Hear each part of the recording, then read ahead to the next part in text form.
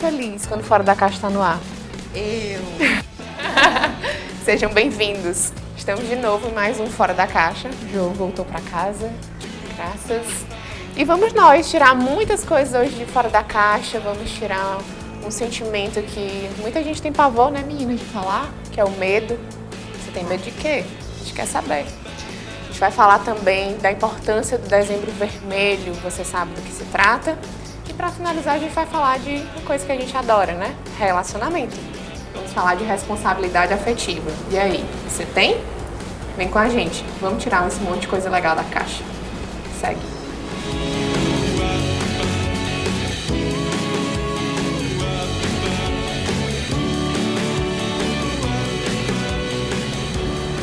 E aí, você tem medo do quê? Todo mundo tem tanto pavor de falar desse assunto, que é sempre tão escondido, ou que gera ansiedade, mas que no fundo, todo mundo tem. Todo mundo tem medo de alguma coisa. E aí, meninas, vocês têm medo de alguma coisa? Tenho muito. Jô, tu tem medo de alguma coisa? Aranha. Eu tenho medo de aranha, pavor. Eu de altura, lugares fechados, escuro. Deixa eu ver do que eu tenho medo. Eu tenho medo de não pagar meus boletos. Isso já é Eu também. na lista também é o medo. E você de casa, tem medo do quê? O medo, ele é sempre tratado de forma muito negativa, de forma muito absurda. As pessoas têm receio de falar. Hoje em dia a gente vive esse mito do herói, que ninguém quer dizer que tem medo de alguma coisa, né? Mas no fundo a gente sente medo. O medo, ele é absolutamente normal, gente. Fica tranquilo. O medo, ele é um sentimento que é inerente ao ser humano. Todo mundo sente medo e o medo, ele é muito importante até para nossa sobrevivência, né? A gente só chegou até onde a gente chegou porque existe esses sentimentos, inclusive o medo. Afinal, o medo, ele é uma forma de proteção. É uma forma que o nosso organismo tem, que o cérebro tem de desencadear atitudes ou sensações. Quem nunca ficou com aquela mãozinha tremendo? Ou ficou com a palpitação? Libera adrenalina para agir. Né? Exatamente, porque o medo, ele tem essa função de preparar a gente para duas situações, ou fuga ou enfrentamento. E nisso tem garantido nossa sobrevivência até hoje. E o medo, ele é natural, só que ele precisa de um estímulo, né, de alguma coisa que coloque a gente em perigo para ele poder ser desencadeado pelo cérebro. E esse perigo, ele pode ser tanto real, pode ser físico, ou ele pode ser imaginário, pode ser fruto de lendas, pode ser fruto de experiências traumáticas ou experiências de outras pessoas, coisas que a gente escuta e toma para si como verdade absoluta. E a gente está aqui para tirar o medo de fora da caixa. A gente está aqui para conversar quando esse medo, ele vira adoecimento, né, Jô? Sim. O que é que acontece quando o medo, ele gera ansiedade, gera pânico, gera fobias, e aí? Eu fico pensando em duas coisas muito importantes, aliás, três. Mas pensar em medo é pensar como é que a gente constitui o que é medo, né? Como a Carol falou, medo é natural, ansiedade é natural, tudo isso compõe tudo aquilo que a gente tem para viver. Então a ansiedade libera aquele friozinho na barriga de uma coisa boa, é bom, vai ver o crush, vai gravar o Fora da Caixa. Então tudo isso gera ansiedade. O problema é que quando esses mecanismos que são naturais, como medo, como ansiedade, eles extrapolam e passam a atrapalhar a vida da gente, né? Então eu sempre falo no consultório para meus pacientes que a ansiedade, ela não é patológica em si, o medo não é patológico em si, mas quando ele passa a te impedir de viver, trabalhar, amar, aí é um problema. Mas aí eu fico pensando num outro viés, que é o medo como estratégia política. Por exemplo, eu cresci num lugar que o povo ia para a rua, na pracinha, ficava na porta. Hoje é muito difícil. A gente tem medo de ficar na porta. Então, eu crio um medo na população, de maneira que a população fica com medo de sair e ocupar os espaços públicos e as ruas ficam esvaziadas e a gente fica muito trancado. Quem se visita hoje? Então, aqui eu abordo o medo como mais do que uma coisa só física e só mental, mas o medo como um instrumento, às vezes, de dominação social e para manter a gente sempre correndo, exausto e cansado, como vai dizer a Eliane Brum, e a gente sem tempo para viver. Eu acho que a gente tem que começar a pensar que o medo está sendo usado aí também como para manter a gente isolado, achando que só acontece com a pessoa. Geralmente a gente tem medo do desconhecido, isso é absolutamente normal. Afinal, nossas experiências são construídas através das vivências, né? Então, à medida que você vai vivendo, que você vai ganhando maturidade e repertório, você sabe o que é que te causa medo e você já sabe como enfrentar aquilo. Por exemplo, eu sou dentista, então eu lido com medo com pessoas que têm pânico todos os dias. Medo da broca do dentista, aquele negocinho que faz... Você está superando. Eu tenho um dentista, né? Que ela é assim, esplêndida. Mas, enfim, a gente lida todo dia com pessoas que têm medo por conta de experiências ruins, de escutar muito as experiências dos outros. E é sempre o que eu digo, cada pessoa tem sua régua, né? Então, assim, a régua que serve para mim não serve para Edmar e assim vai. Cada pessoa vai construindo seus medos e seus enfrentamentos a partir das vivências. Então, a gente ter medo do novo é completamente normal, né? Por exemplo, uma criança que vai para a cadeira do dentista, ela tem medo porque ela nunca foi, né? Então, aquilo ali para ela é uma experiência nova.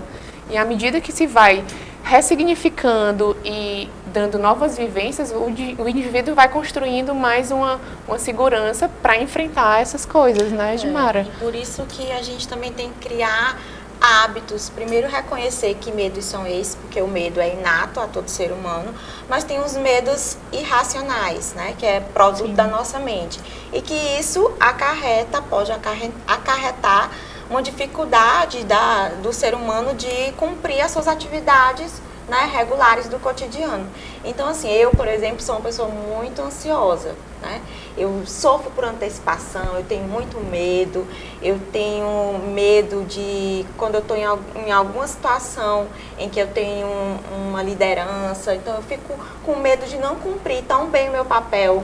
Então, isso vai desgastando pouco a pouco, no sentido, eu vou parar de fazer minhas atividades?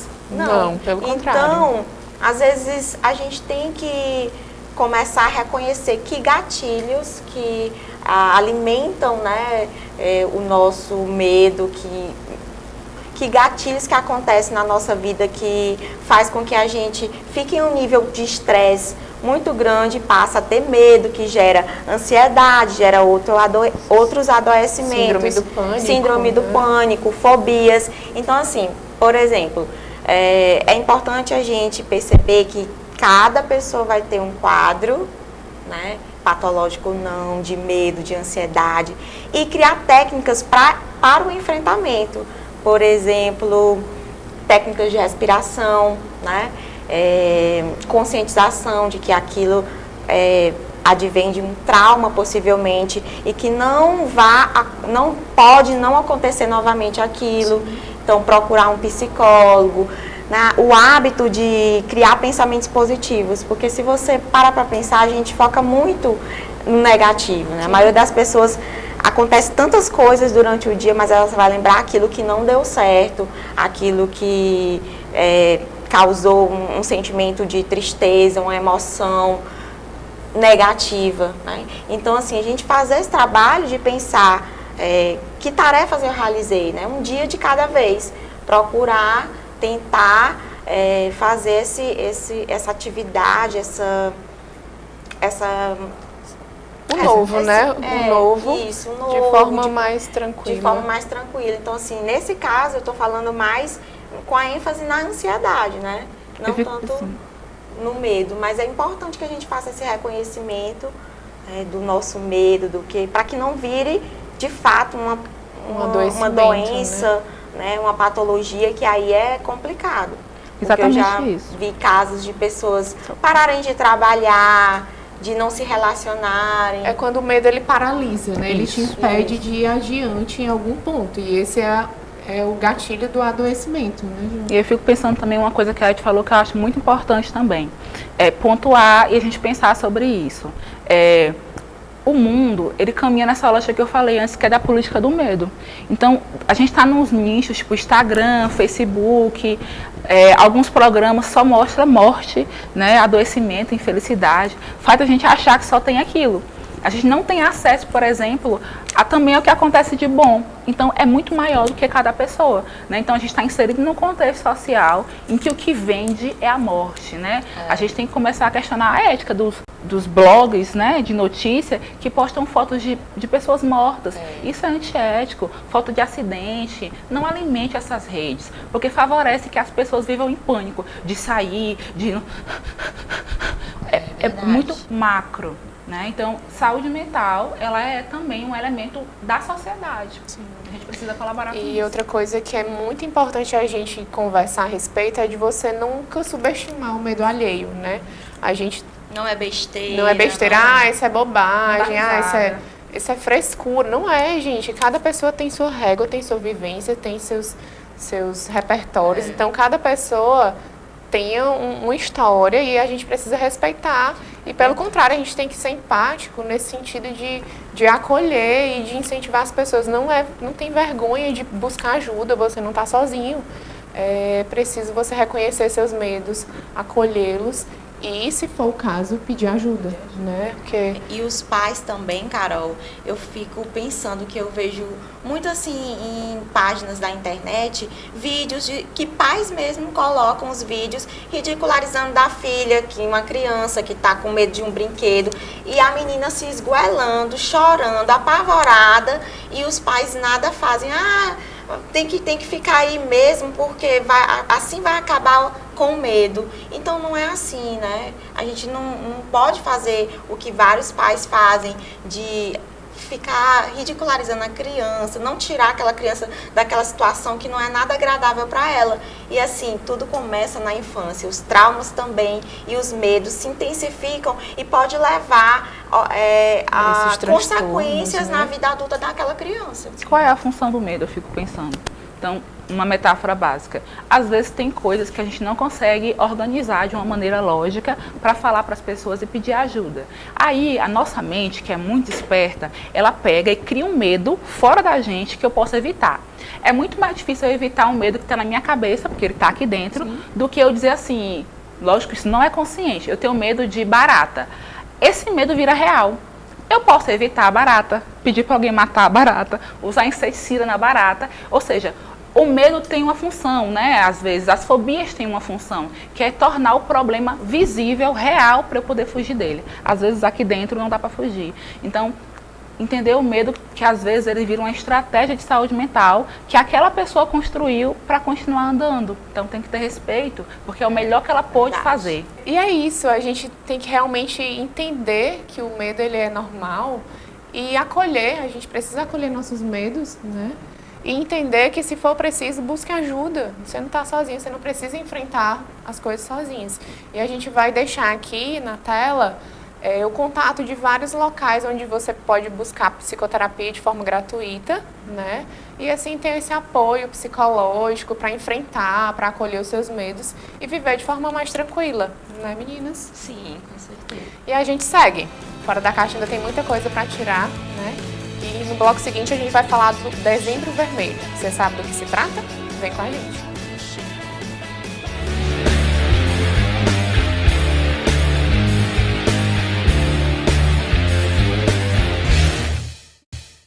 Fora da Caixa está de volta e agora a gente vai falar de uma coisa muito importante, que é o Dezembro Vermelho. Você sabe por que dezembro ele é considerado vermelho? Não é por causa da roupa do Papai Noel não, tá?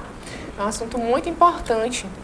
O Dezembro Vermelho é o mês de conscientização, de prevenção e tratamento da AIDS. É o mês em que, no dia 1º de dezembro, mundialmente se celebra ou se lembra da luta mundial contra a AIDS. Quem viveu nos anos 80, quando escuta essa palavra AIDS, deve ter arrepios, né? Deve ter lembranças muito ruins, porque essa década foi marcada pelo surgimento da AIDS. E a AIDS era sinônimo de morte nessa época, né? Era sinônimo de adoecimento, de sofrimento. Foi uma época em que se viram ídolos indo embora por conta desse vírus, né, que apareceu. E toda aquela história do amor livre da década de 70, da revolução dos anticoncepcionais, acabou trazendo esse medo, esse pânico, né, que envolvia as relações sexuais por conta do surgimento desse vírus, que é o vírus do HIV. né, que a gente precisa falar a respeito que existe a diferença entre ser portador do vírus HIV e a diferença entre a AIDS em si, né? Porque o HIV ele é um vírus que ele é transmitido através do contato de líquidos por relação sexual ou por líquidos como sangue, né? Como às vezes no compartilhamento de seringas, enfim. E esse vírus ele fica latente, ele não se manifesta de pronto. Então é importante a gente fazer essa diferença, que existe o portador do HIV, existe a síndrome, né, em si, que é a AIDS. Existe essa diferença porque nem sempre a pessoa que tem o HIV ele vai estar notoriamente adoecido. Esse vírus ele inicialmente ele chega, ele se instala, ele parece uma gripe, é uma virose, né? E durante mais ou menos um mês a pessoa se sente mal. E depois disso acontece a segunda etapa, que é a etapa latente, ou seja, a pessoa não sente nada, a pessoa não sabe que está contaminado com ele. E nesse período é muito potente a questão da transmissão, principalmente através das relações sexuais. E existe a questão da síndrome em si, que é quando esse vírus ele já se instalou tanto e é um vírus que ele vai acabar com as células de defesa do organismo, né? As células T e as células CD4, que são células que protegem o nosso organismo de infecções, de micro-organismos. Então, aquele sistema de defesa ele fica enfraquecido e ele começa a receber infecções oportunistas, né? E a pessoa começa realmente a se mostrar adoecida, que é exatamente aquela parte onde a gente viu como Cazuza morreu, como Renato Russo morreu. E o que a gente tem visto é que tem se evoluído muito com os tratamentos e hoje em dia a mortalidade pelo vírus HIV ele caiu muito, né? 13% caiu a mortalidade, ou seja, as pessoas hoje vivem muito mesmo tendo o vírus ali. Só que a gente está recaindo num surto, a gente precisa conversar sobre isso, porque a gente está vivendo um momento em que o índice de contaminação, principalmente em jovens, está crescendo de forma absurda, né? O último levantamento do UNAIDS, que é um instituto mundial que pesquisa esse vírus, acontece que a contaminação de jovens entre 15 e 19 anos praticamente triplicou. E a contaminação de jovens entre 19 e 29 anos praticamente dobrou. Então, é um estado de alerta que a gente precisa conversar a respeito. Afinal, a gente tem que começar a pensar se essa nova geração que não viveu esse sofrimento causado pelo vírus HIV, se ela, por conta dos tratamentos que têm evoluído, se por conta disso tem se banalizado a questão da AIDS, é como se fosse uma hipertensão, toma um remédio todo dia e tá tudo bem, e não é bem assim, né? Ou a gente tem que pensar na vida real, onde é que se está falhando a questão da prevenção, principalmente com esses jovens. O que é que precisa ser trabalhado para poder a gente reverter essa situação? Carol, por favor, Ed. Carol, eu penso que a gente vive uma outra geração. Sim. Né? E que é uma geração que o jovem ele banaliza o uso do preservativo, mas também é uma geração que tem pouca informação. Porque na década de 80, na década de 90, com essa epidemia, né, do vírus HIV, a gente tinha mais conscientização nas escolas, mais programas, mais políticas públicas para combater, né, esse avanço dessa doença e das doenças sexualmente transmissíveis. Então, eu percebo, na minha visão, que hoje em dia a gente tem menos liberdade para falar disso nos espaços escolares, porque a gente vive tempos em que a gente vai falar de educação sexual nas escolas, as pais, sociedade, grande maioria, deturpam isso levam até a questão para a justiça como uma ideologia de gênero. Não pode discutir isso porque é uma ideologia de gênero, não pode discutir gênero na escola, não pode discutir essas questões na escola. A gente tem que focar mais na conscientização, no trabalho dentro desses espaços institucionais, porque o jovem ele precisa da informação. Né? E Então, que chegue da forma correta, né? Isso, que chegue da forma correta. E aí é um ponto importante, como é que essa informação chega na forma correta? A verdade, a gente tem que falar sobre isso, é que o fato de nós não falarmos sobre sexo e sexualidade, que são coisas diferentes, Sim. né? Sexo é a prática sexual em si, sexualidade é tudo aquilo que engloba as relações, os medos, tudo mais. Quando eu não falo para esses adolescentes e jovens, eu não impeço que eles pratiquem sexo. Sim. Muito pelo contrário, você aumenta a curiosidade. E aí, qual vai ser o canal que esses jovens vão aprender sobre o que é sexo? A internet está aí, todo mundo vai estar lá usando os sites pornôs. E nos sites pornôs, a maneira como a sexualidade e o sexo é apresentada é muito fetichizada, é muito estranha e não é real. Né? Então é sexo sem camisinha, pode tudo, agredir, sufocar, coisas assim que não são do campo da realidade. Quando eu não informo esse jovem, eu deixo ele à mercê de aprender em outros espaços o que é que seria isso. Então quando a gente fala de AIDS, é importante pontuar uma coisa muito importante.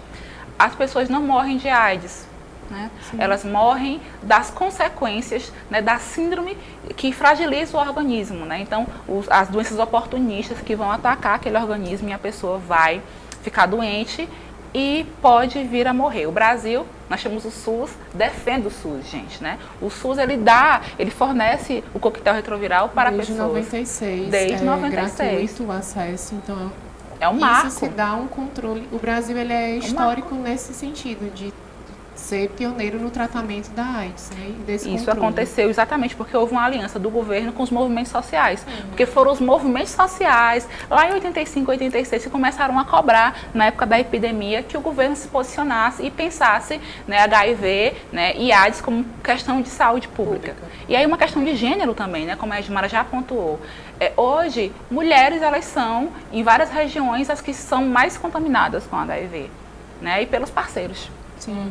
A gente passou por vários momentos dessas populações que eram mais afetadas. Inicialmente, era a questão dos homossexuais, dos gays, né? E criou-se muito esse estigma. Um mito. E a gente tem que trabalhar também Sim.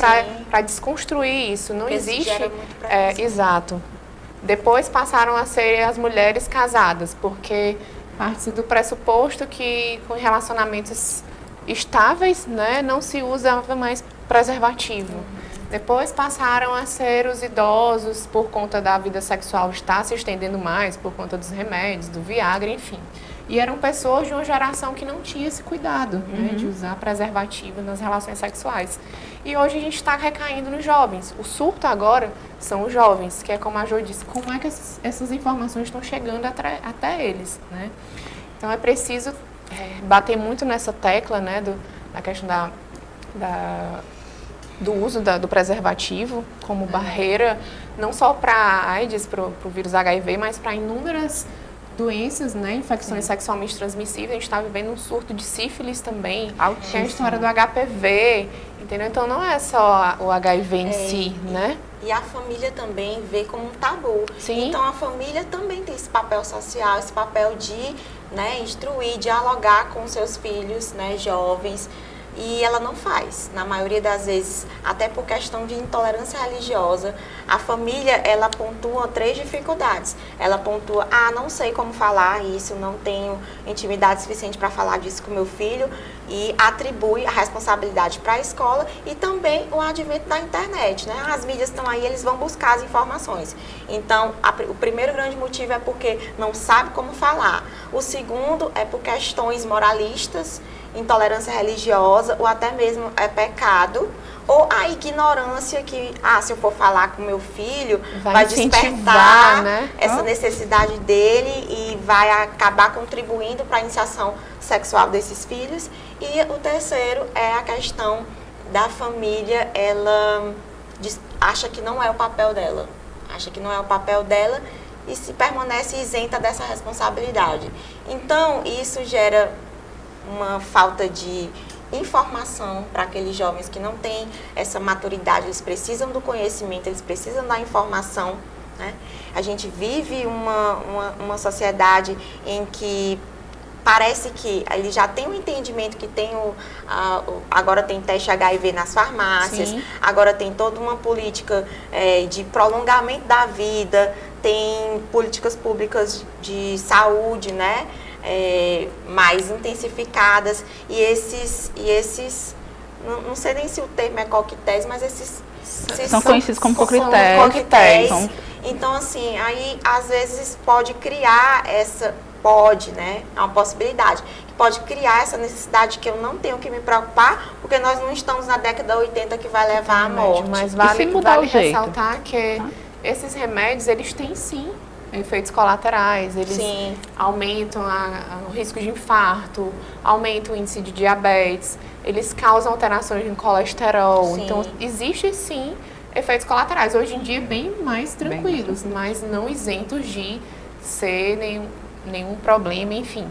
Pode ficar interessante pensar como é que a gente vai abordar esses jovens. Por exemplo, se nos anos 70, 80, para levar as mães para vacinar os filhos, mostrava-se aqueles banners horríveis da doença, com sarampo, com a criança sem conseguir andar, hoje isso não funciona mais, que é a política do medo que a gente tinha falado anteriormente. Terrorismo. É chegar na escola, não falar a linguagem deles e mostrar figuras de membros sexuais mutilados, com infecção, enfim. Outra coisa tem que vir, e tem que ser uma coisa atrelada a como é que os jovens pensam hoje, e como é que os jovens vão pensar hoje, em rede. Então, eles vão ficar contagiados por um movimento que chegue em rede na comunidade jovem, para eles começarem a pensar isso como parte da vida deles.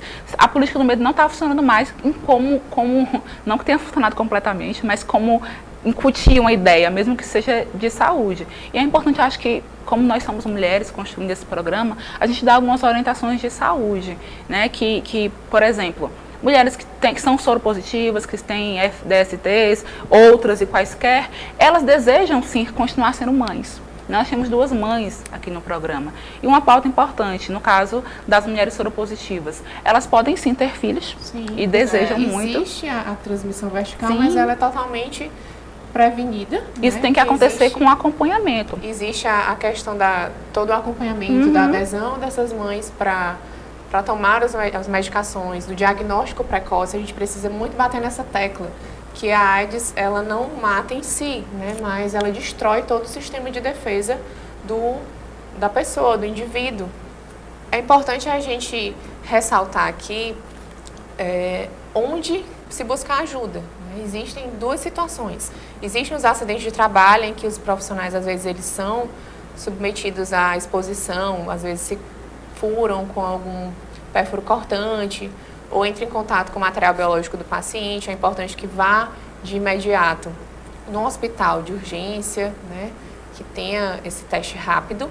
E existe a questão da exposição ou pelo ato sexual, no caso, que você pode buscar ajuda tanto nas unidades de saúde, onde você pode fazer esse teste rápido, aqui em Parnaíba, em Luz Correia, na Ilha Grande, qualquer município, em todas as unidades de saúde, elas precisam ter esse teste rápido disponível, né?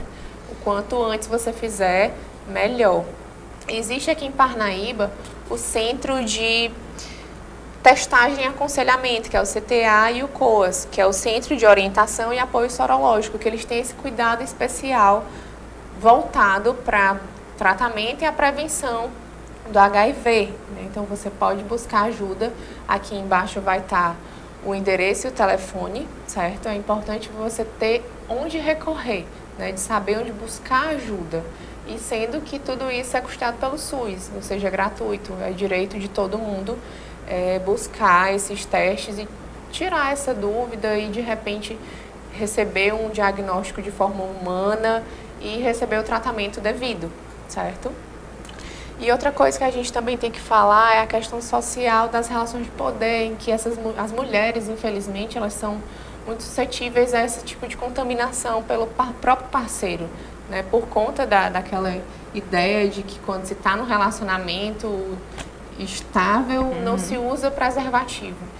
E existe também a questão do posicionamento do homem. Às vezes o homem ele se recusa a usar preservativo, principalmente em jovens. A gente precisa esclarecer isso, que as meninas elas têm que estar conscientes de que não rola relação sexual sem preservativo. Às vezes o menino fala, não é legal com preservativo, meu amor, a gente tira.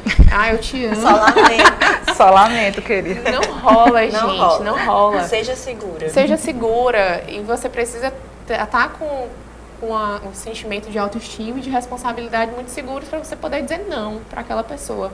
E se é uma pessoa que não respeita, que não aceita o teu não, não é uma pessoa que vale a pena, porque a gente sempre fala aqui, né, que não é uma relação sexual, não é só sexo, é afeto. Então, uma pessoa que não cuida de você, porque é uma forma de cuidado você preservar sua parceira, Sim. usar preservativo, ou seja, não rola relação sexual sem preservativo. Eu queria pontuar que quando eu digo que eu sou a favor, sou favorável, sou do entendimento de ter uma educação sexual nas escolas, de ter uma conscientização dentro das escolas, eu quero dizer que sim, mas não naquele velho modelo padrão e antigo. Hoje já não vai mais funcionar aquelas palestras, aquelas cartilhas, aquelas panfletagens, aquelas aulas, né, com os jovens, mostrando os órgãos genitais. Hoje é preciso dar voz e visibilidade ao jovem.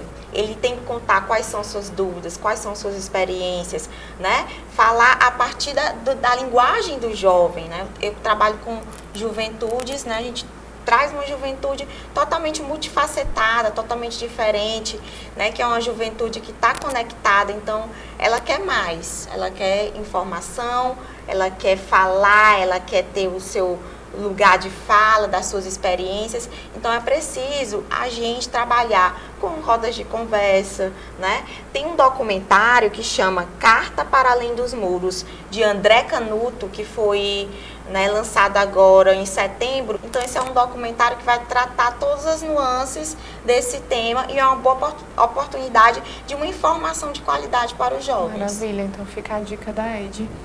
Lembrando, a gente teve a parada da diversidade semana passada, né? E eu vou falar também de uma maneira que a gente precisa pensar nas relações que não são heterossexuais, né? Então, as sapatão, as bissexuais, atenção, compartilhar brinquedinho sexual sem camisinha também pode te expor a riscos de contaminação, né? Então, o brinquedinho sexual tem que estar com camisinha, tem que ser higienizado, né? O sexo oral pode sim ocasionar na contaminação, porque quem recebe pode não ser contaminado, né? Mas quem faz pode ser também. Mas, de modo geral, sexo oral com camisinha, né? E aí, uma coisa que, assim, eu acho que é importante a gente pensar, a gente sempre fala, tanto população negra, como população indígena, como população soropositiva, de uma maneira, às vezes, meio triste, e doença e sofrimento. Mas é pensar também que depois que você é diagnosticado, você também tem a possibilidade de viver. Então, são pessoas que desejam ter filhos, casar, e eu acho que a política pública,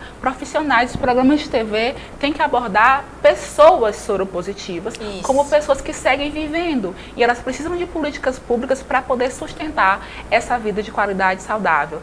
Cuide de você, cuide dos seus parceiros. Isso, além de questão de saúde, é questão de afeto, né? Então, cuide de si, cuide do outro, respeite, saiba os limites das pessoas. A questão da educação dos jovens, sejam empáticos, acolham as dúvidas dos jovens, não tratem como tabu, né? Isso, que a gente tem sim como virar essa chave. E o Fora da Caixa segue com vocês. Em seguida, a gente vai falar de relacionamento. Vamos nessa?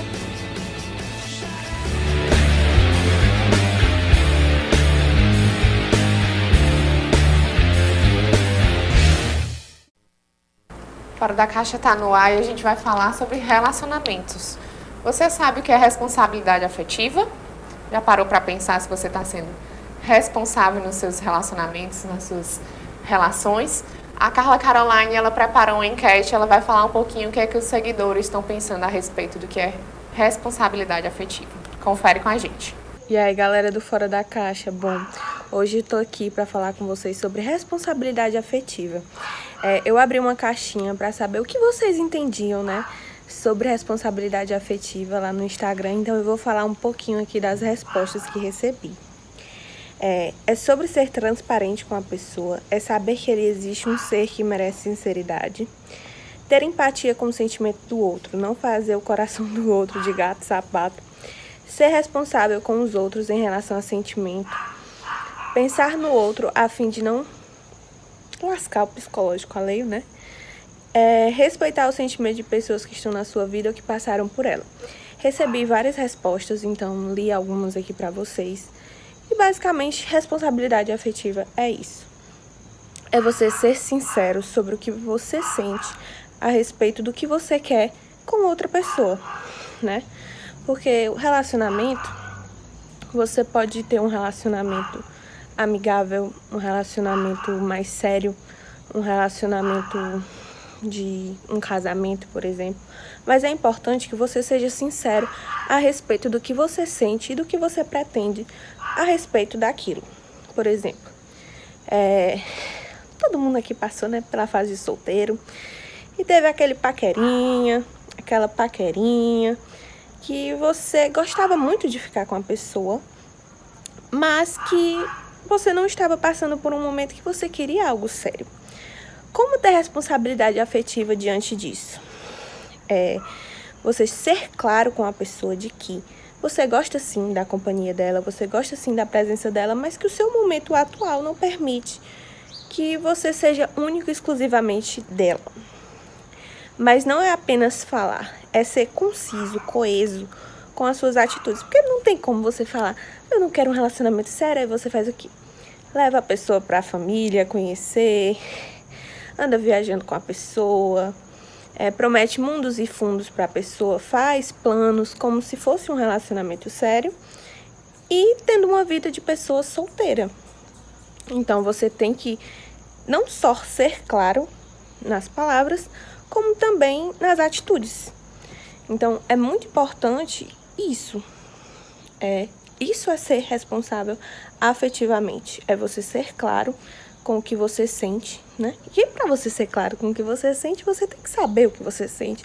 Você tem que ser honesto consigo próprio, né? Você tem que parar para analisar, poxa, o que eu quero, o que eu penso, o que eu sinto e ser claro com essa pessoa.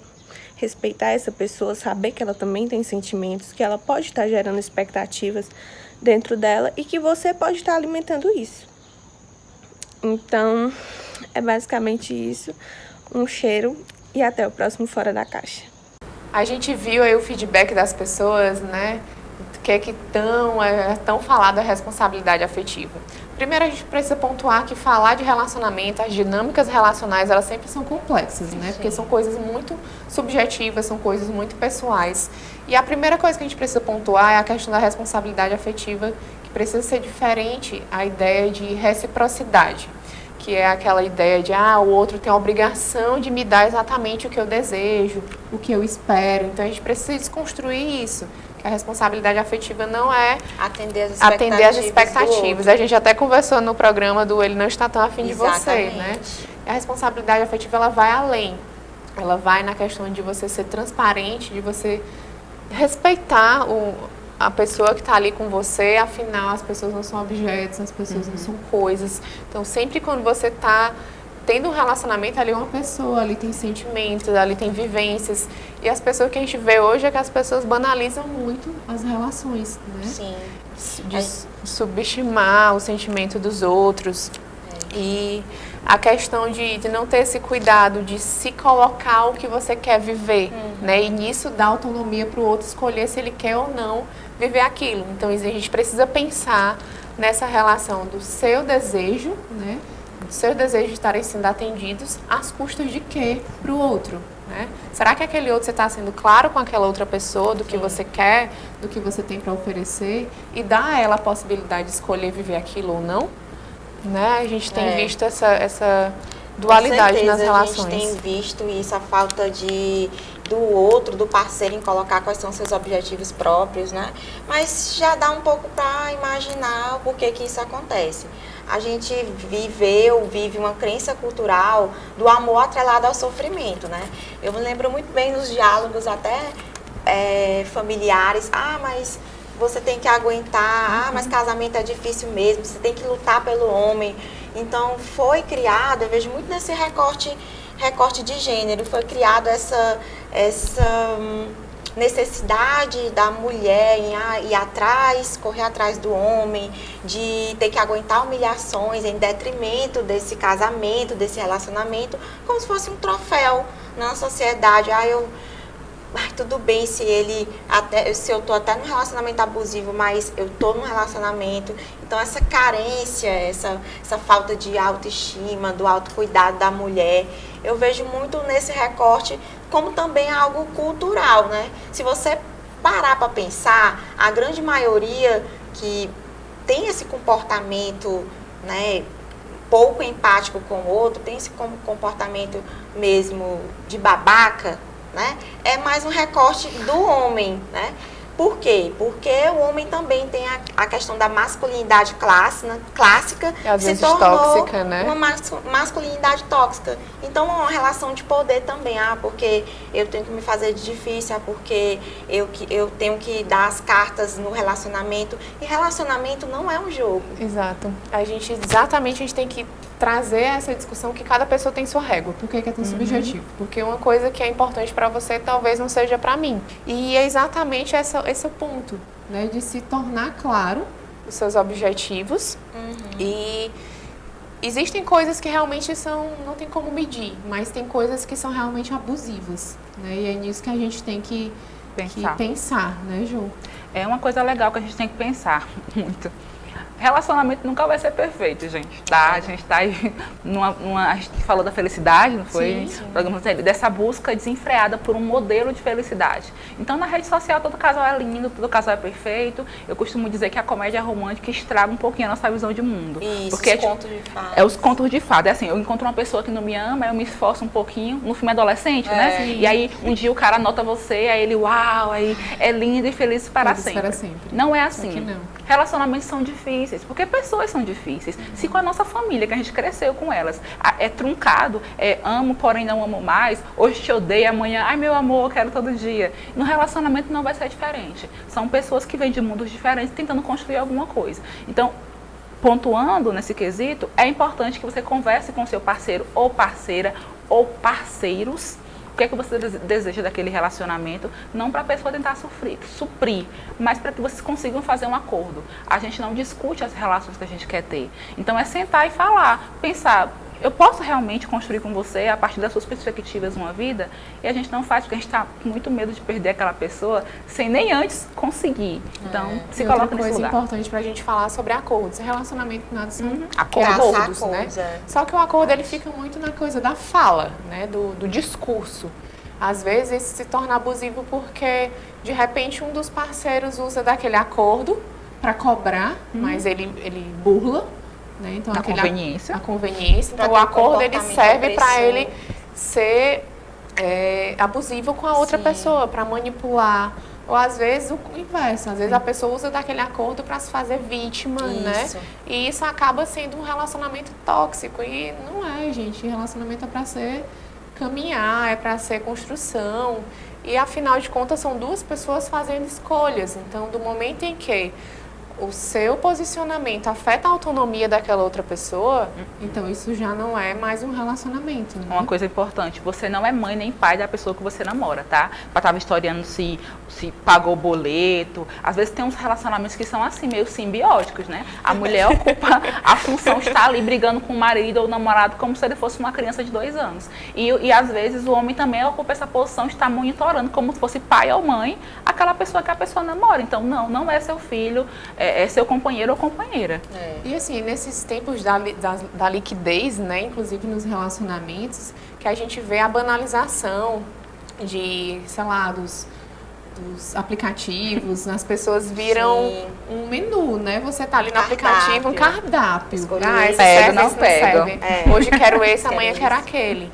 Então, essa banalização, ela tem sido adoecedora. As pessoas têm se sujeitado a relações em que não é saudável, em que elas são tratadas de forma subalterna, cria uma dependência emocional. Exato, cria uma dependência emocional. Parceiro, e se a né? pessoa não tiver a sua autoestima ok, o seu autoconhecimento ok, ela pode sim entrar em relações perigosas e abusivas. Posso usar uma metáfora? Por favor. A metáfora da fome. A gente está tão faminto de amor, está tão faminto de ter uma conexão real com alguém. A gente está com 1000 seguidores na rede social, mas de verdade tão sozinho que a gente aceita às vezes qualquer coisa. E é preciso coragem para reverter isso. É Tem preciso ter cuidado, é preciso ter coragem. Para ser claro, né? é preciso você ser justo, você ser nobre com aquela pessoa. Ali tem alguém, tem sentimentos. Então, verdade. assim, o teu prazer, o teu desejo, ele não pode estar acima do respeito, do cuidado com a outra pessoa.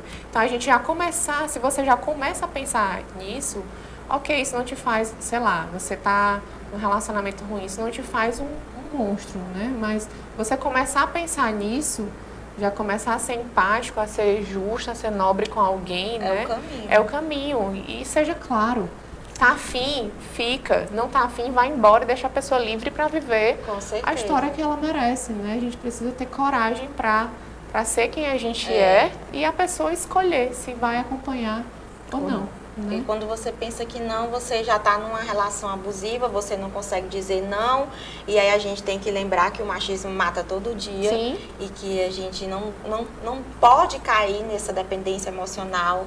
A gente tem que... Eu digo que, assim, de vez em quando a gente tem que praticar o desapego, né? Ter, assim... tomar as rédeas da sua vida, quem sou eu, o que é que eu quero, não ter sua vida própria, né? Tem gente que não consegue ter sua vida própria e fica dependendo emocionalmente, faz tudo a partir do que o parceiro diz. Então, isso é muito complicado, né? E lembrando, gente, visualizou e não respondeu é igual a crush lixo. Passa adiante, vamos tirar e botar as coisas na nossa caixinha. No fora e dentro da caixa de hoje, a gente tem muita coisa, né, meninas? Vamos começar com as coisas pesadas. Sim, O que é que vai pra dentro Dentro da caixa, Jo, essa semana.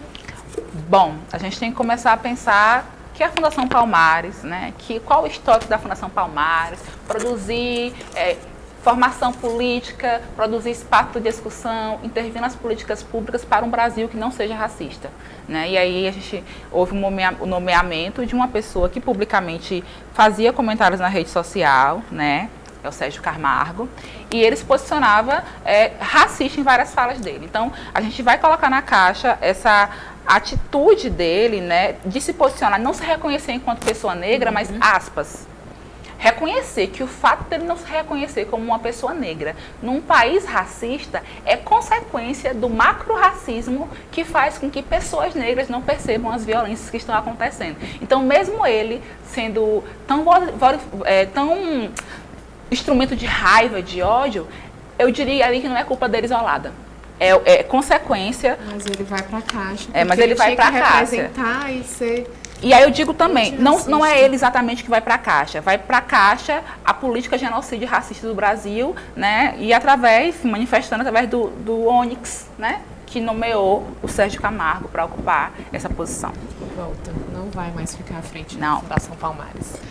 E hoje é duplo, né, Ed? Tem Hoje muita é coisa para duplo. botar na caixa essa semana. Justamente, Carol, porque eu fico pensando quantas coisas horripilantes que essas figuras públicas que são para representar, por exemplo, um meio artístico-cultural como é a Funarte, né? Falam tantos absurdos nas mídias, na internet. Então, mais uma vez, declarações como do novo presidente da Funarte, Vitor Mantovani, que declarou que o rock, né, leva ao aborto e ao satanismo, né? Quanta ignorância. Socorro, né? Mas Socorro. uma pessoa que acredita que a Terra é plana, gente, Vai esperar o quê, Sem né? condição. vai Então, pra dentro da caixa. Vai pra dentro da caixa, ficar lá para refletir. Porém, né, nem tudo está perdido. Infelizmente. Momento fofura no Fora da Caixa. Hoje o que vai sair da caixa é a atitude fofa da Maju Coutinho, né, que recebeu a Maria Alice, que é uma criança piauiense, uma menina negra, que se reconheceu, isso é representatividade, né, Jo? Ela se reconheceu com o cabelo e com a feição da Maju, né? Então, que maravilha, a Maju foi muito fofa, recebeu ela lá na Globo, vestida de amarelo, que foi o vestido que a Maria Alice gostou. E o mundo é isso, gente. Tem coisa ruim, tem coisa boa, né? E a gente precisa enaltecer os bons sentimentos. Então, o que sai da caixa é a Maju e a Maria Alice sendo fofas por aí, sendo representativas. Gente preta, vamos ocupar para que as crianças pretas cresçam crescendo, obviamente. Cresçam crescendo, sabendo que elas podem ocupar vários espaços, inclusive a TV. Sim. Estamos aqui. Estamos aqui. E o Fora da Caixa fica aqui com muita saudade da Caroline e da Tiana. E aguardo você na próxima semana, que tem muita coisa para sair da caixa. Segue a gente nas redes sociais, manda foto, se estiver assistindo a gente, faz selfie, marca a gente quer ver vocês vendo Fora da Caixa, a gente quer ver sugestões. Então segue nosso Instagram, @Fora da Caixa na TV, e a gente está aqui de todo coração preparando o próximo programa para vocês. A gente se encontra semana que vem com mais coisa Fora da Caixa, né, meninas? É isso aí. Cheiro. Até a próxima.